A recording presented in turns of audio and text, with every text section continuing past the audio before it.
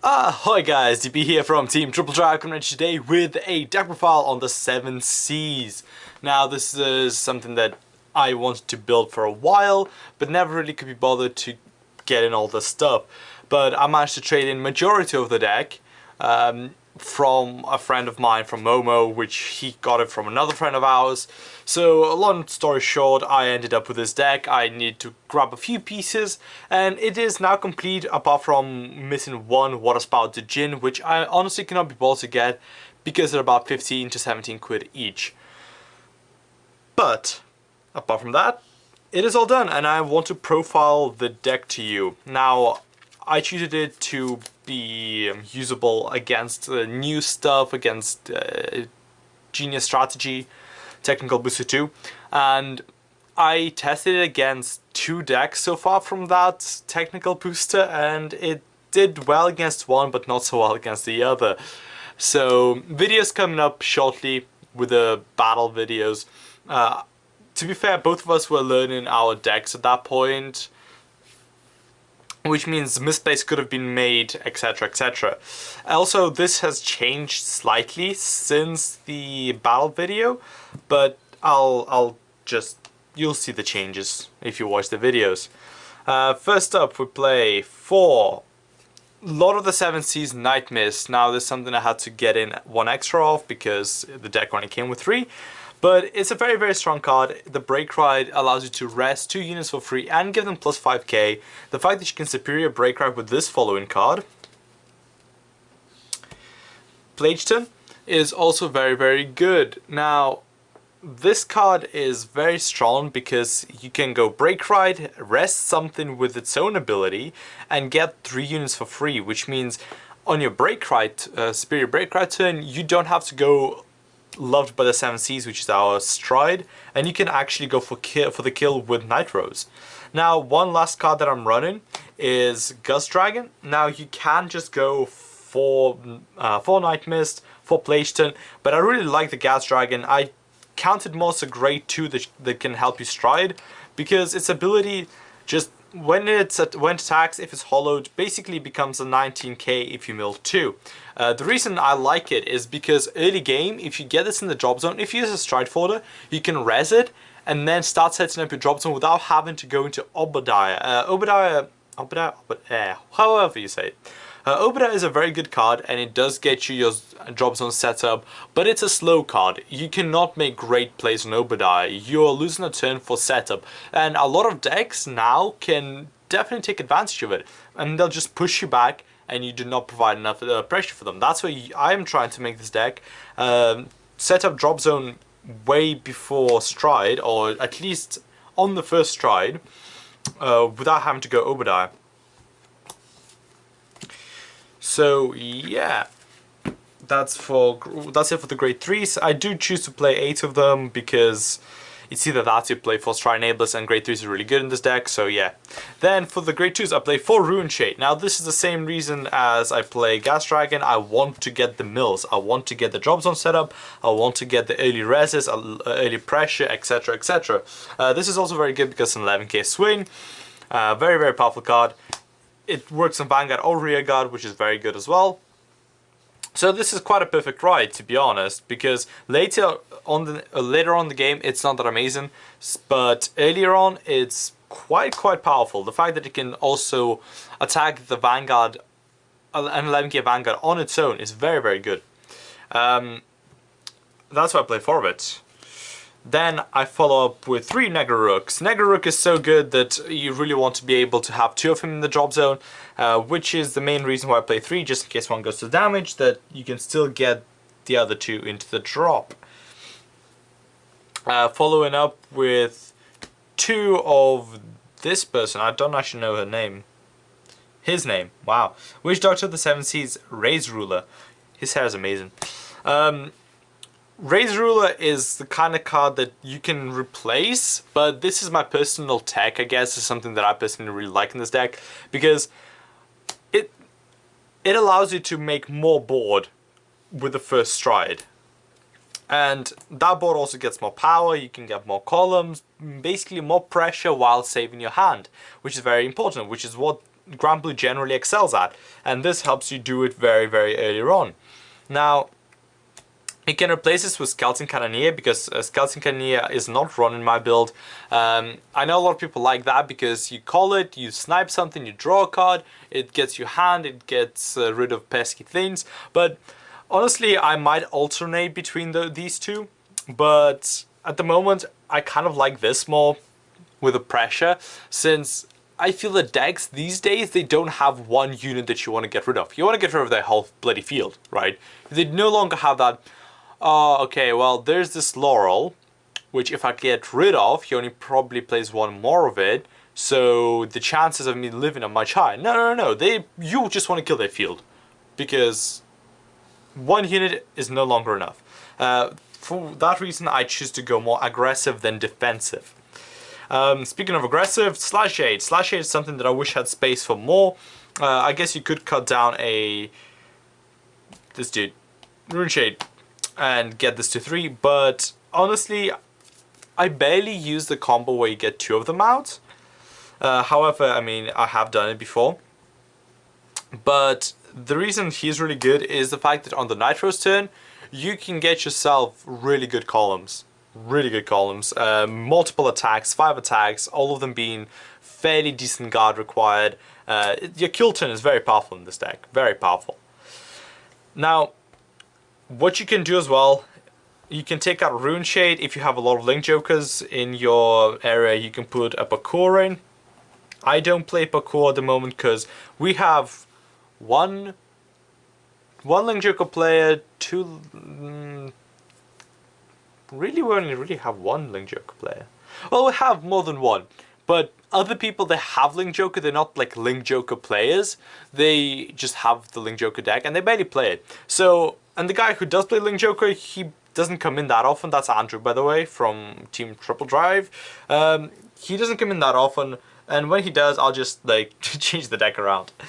But yeah, there's not many Link Jokers in my locals at the moment. So, there's no reason to play Parkour for me. I just go more everything else.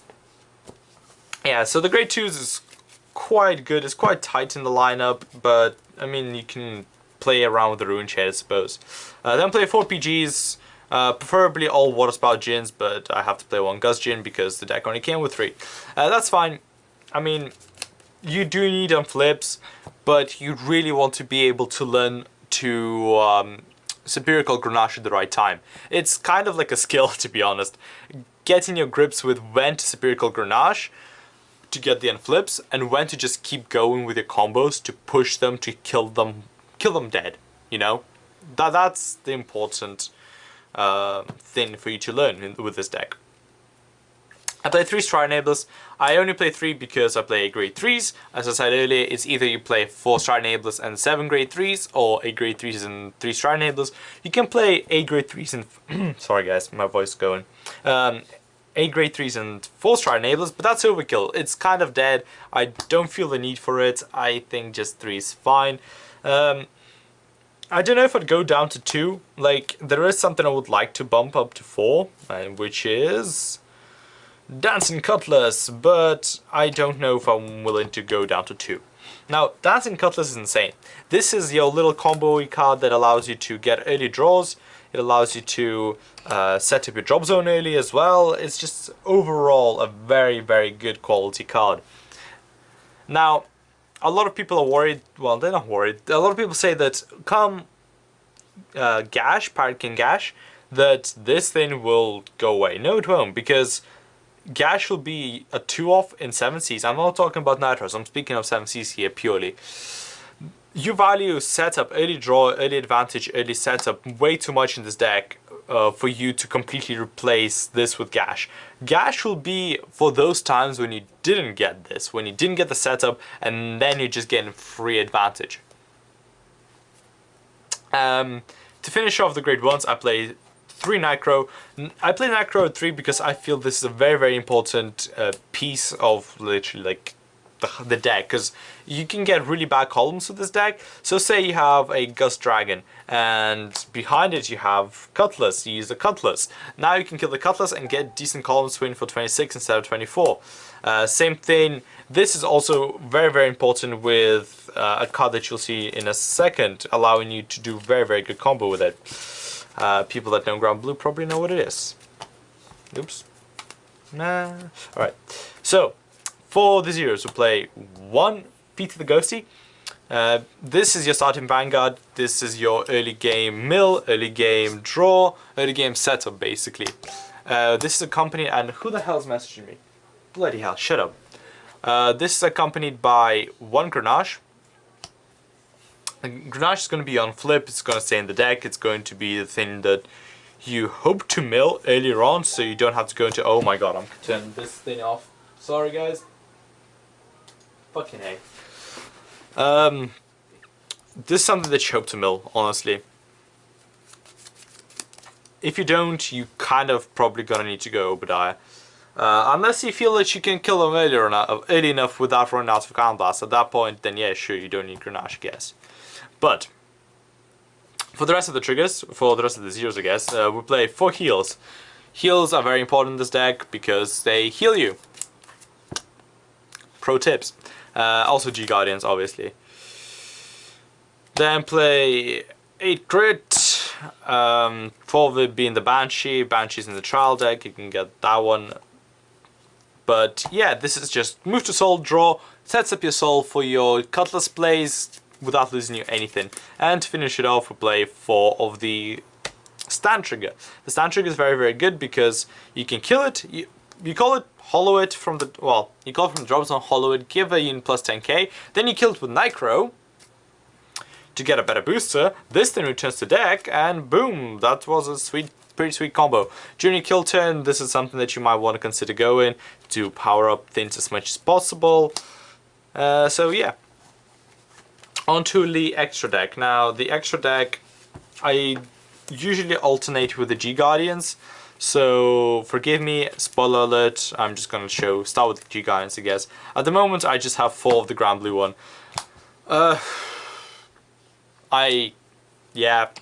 Honestly, I cannot be bothered to alternate between Scryu and Dismal. This is good enough with this deck. This deck doesn't really need anything considered. I don't play any 5k triggers to cycle. You might want to play 1 Scryu, I guess. That'd be good, but I cannot be bothered to switch it to this deck. Now onto the strides. We'll play 4 Love But the 7 Seas Nightmist. This card is insane. You go into about 2 to 3 of them every game. Rarely 4, I'll admit, but it's nice to have it there. Same thing with like Sanctuary Guard Regale. Next, we'll follow up with 4 May Reed. Now, this is the card that probably will go out come set 8, but at the moment it is rather good. I barely use her. Like, okay, she's very good on paper. Her ability can plus you a lot later on, but at the moment she's kind of like, in practice she's not great. For the simple fact that you don't want to be discarding for cost, you want to keep the hand. And if you're going to be resurrecting Cutlass, you want it to plus you, not just compensate for you calling it, you know? Which is why this card is okay.